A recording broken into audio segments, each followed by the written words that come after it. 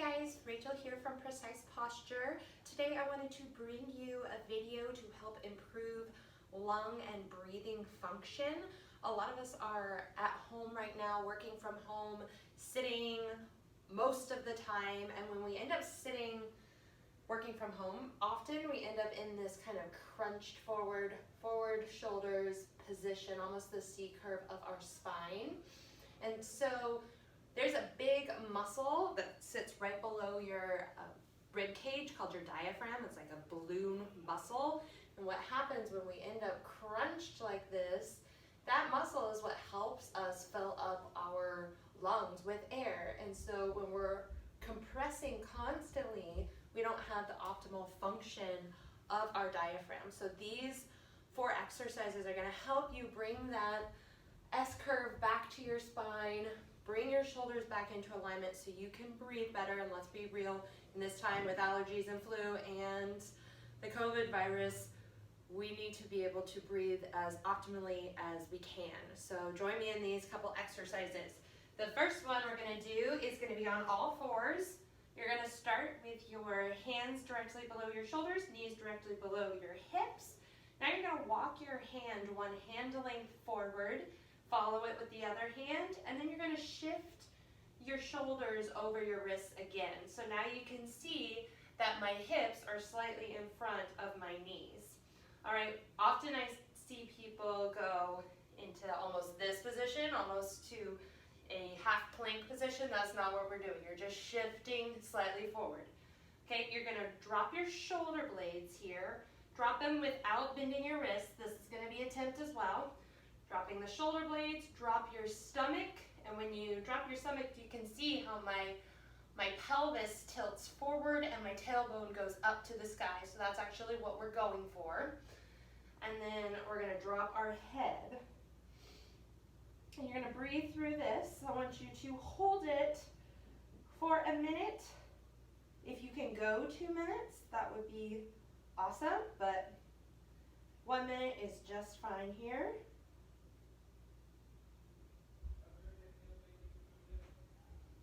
So after you do that, we're going to come onto our side in the fetal position. I'm going to do it facing away from you first so you can see my hand.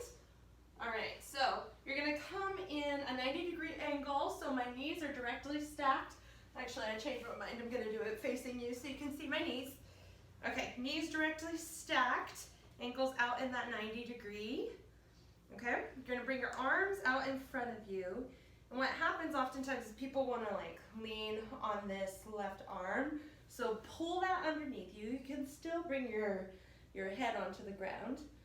Bring your bottom hand on top of your knee so they stay stacked here.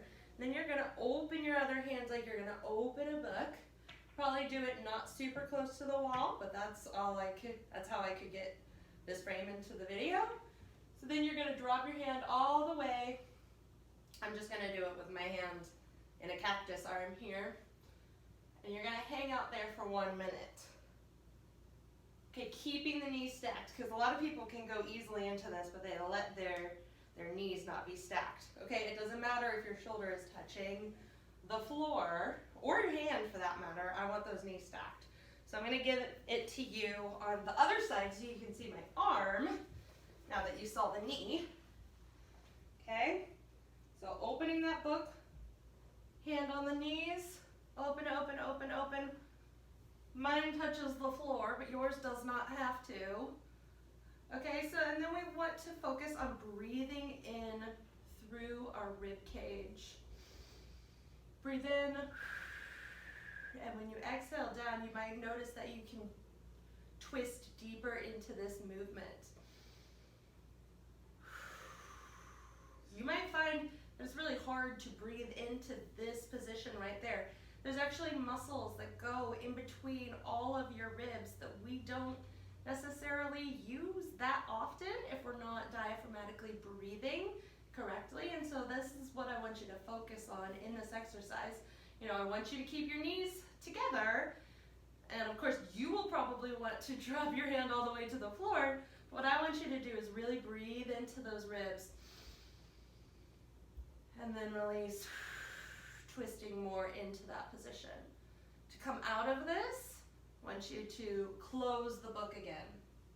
All right, anytime we do a spinal twist, you want to finish the twist off the same way you began it. All right, also when we want to twist, we want to bring the spine, since we're twisting it in that position, we want to bring it back into that straight alignment. So we're going to finish this off here with a little cat-cow. Now I actually call it cat-dog.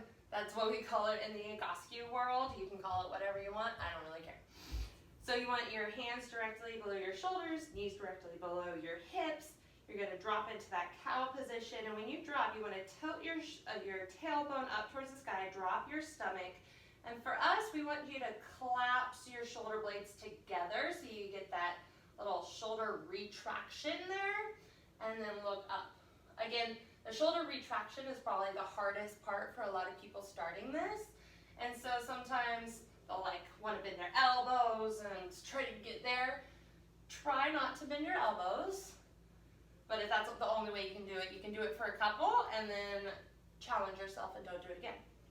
Right? Then you're going to tuck your tailbone, round through your spine, arching, arching, arching, arching, arching, dropping the head. The movement then comes from the tailbone again. Stick your tailbone out, drop your stomach, collapse your shoulder blades, look up. Tuck the tailbone, almost like a body roll here, rounding, rounding, rounding, rounding, rounding, arching, drop the head. One more time for good measure.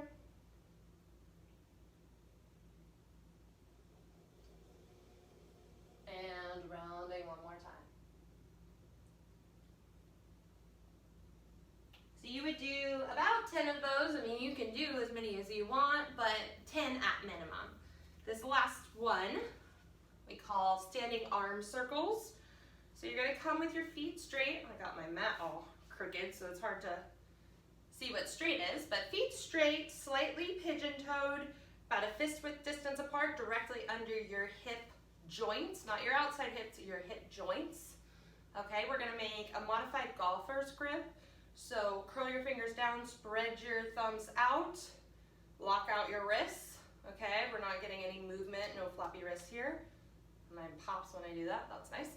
All right, bring your arms down to the sides, shoulder blades contracted slightly. Now when you contract slightly, I don't want you to go into like this position or even hips failed forward like that. You're really trying to stack your hips and your shoulders and your head over your ankles, okay? So just slightly contract here, hands straight out from your shoulders. We're gonna make small circles, about a dinner size plate width, diameter. We're gonna do 40 of these forward, keeping those shoulder blades pinched, keeping energy through your fingers. It's okay if you are wobbling back and forth. I don't want you to squeeze and contract your abdominal muscles. The rest of your body is just relaxed.